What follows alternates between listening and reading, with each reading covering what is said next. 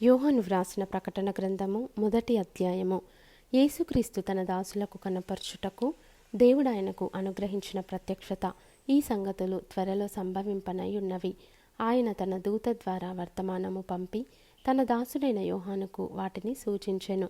అతడు దేవుని వాక్యమును గూర్చియు యేసుక్రీస్తు సాక్ష్యమును గూర్చియు తాను చూచినంత మట్టుకు సాక్ష్యమిచ్చెను. సమయము సమీపించినది గనుక ఈ ప్రవచన వాక్యములు చదువువాడును వాటిని విని ఇందులో వ్రాయబడిన సంగతులను గైకొనువారును ధన్యులు. యోహాను ఆసియాలో ఉన్న 7 సంఘములకు శుభమని చెప్పి వ్రాయునది. వర్తమాన భూత భవిష్యత్ కాలములలో ఉన్నవాని నుండియు ఆయన సింహాసనము ఎదుటనున్న 7 ఆత్మల నుండియు నమ్మకమైన సాక్షియు మృతులలో నుండి ఆది సంభూతుడుగా లేచిన వాడును భూపతులకు అధిపతియునైన యేసుక్రీస్తు నుండియు కృపా సమాధానములు మీకు కలుగునుగాక. మనలను ప్రేమించుచు తన రక్తము వలన మన పాపముల నుండి మనలను విడిపించిన వానికి మహిమయు ప్రభావమును యుగయుగములు కలుగునుగాక. ఆమెన్. ఆయన మనలను తన తండ్రియగు దేవునికి ఒక రాజ్యముగాను యాజకులనుగాను చేసెను. ఇదిగో ఆయన మేఘారూఢుడై వచ్చుచున్నాడు. ప్రతి నేత్రము ఆయనను చూచును. ఆయనను పొడిచిన వారును చూచెదరు. భూజనులందరూ ఆయనను చూచి రొమ్ము కొట్టుకొందురు. అవును, ఆమెన్. అల్ఫాయు ఒమేగయు నేనే, వర్తమాన భూత భవిష్యత్ కాలములలో ఉండువాడను నేనే అని సర్వాధికారియు దేవుడునగు ప్రభువు సెలవిచ్చుచున్నాడు.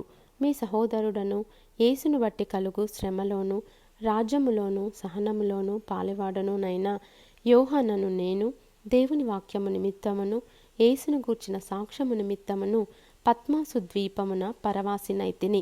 ప్రభువు దినమందు ఆత్మవశుడనై ఉండగా బూరధ్వని వంటి గొప్ప స్వరము నీవు చూచుచున్నది పుస్తకములో వ్రాసి Ephesus, Smyrna, Pergamum, Thyatira, Sardis, Philadelphia, Laodicea అను 7 సంఘములకు పంపుమని చెప్పుట నా వెనుక వింటిని. ఇది వినగా నాతో మాటలాడుచున్న స్వరమేమిటో అని చూడ తిరిగి తిరుగగా 7 సువర్ణ దీపస్తంభములను ఆ దీపస్తంభముల మధ్యను మనుష్య కుమారుని పోలిన యొకనిని చూచితిని. ఆయన తన పాదముల మట్టునకు దిగుచున్న వస్త్రము ధరించుకొని రొమ్మునకు బంగారు దట్టి కట్టుకొని ఉండెను. ఆయన తలయు తల వెండ్రుకలను తెల్లని ఉన్నిని పోలినవై హిమమంత ధవలముగా ఉండెను. ఆయన నేత్రములు అగ్ని జ్వాల వలె ఉండెను. ఆయన పాదములు కొలిమిలో పుటము వేయబడి మెరయుచున్న అపరంజితో సమానమై ఉండెను. ఆయన కంఠస్వరము విస్తార జలప్రవాహముల ధ్వని వలె ఉండెను. ఆయన తన కుడి చేత 7 నక్షత్రములు పట్టుకొని ఉండెను. ఆయన నోటి నుండి 2 అంచులు గల వాడి అయిన ఖడ్గమొకటి బయలువెడలుచుండెను. ఆయన ముఖము మహా తేజస్సుతో ప్రకాశించుచున్న సూర్యుని వలె ఉండెను.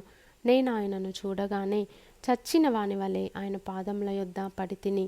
ఆయన తన కుడి చేతిని నా మీద ఉంచి నాతో ఇట్లనెను, భయపడకుము, నేను మొదటివాడను కడపటివాడను జీవించువాడను మృతుడనైతిని గాని ఇదిగో యుగయుగములు సజీవుడనై ఉన్నాను. మరియు మరణము యొక్కయు పాతాళ లోకము యొక్కయు తాళపు చెవులు నా స్వాధీనములో ఉన్నవి.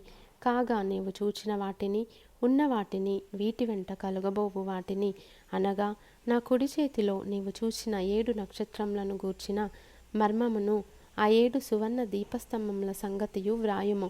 ఆ 7 నక్షత్రములు 7 సంఘములకు దూతలు, ఆ 7 దీపస్తంభములు 7 సంఘములు.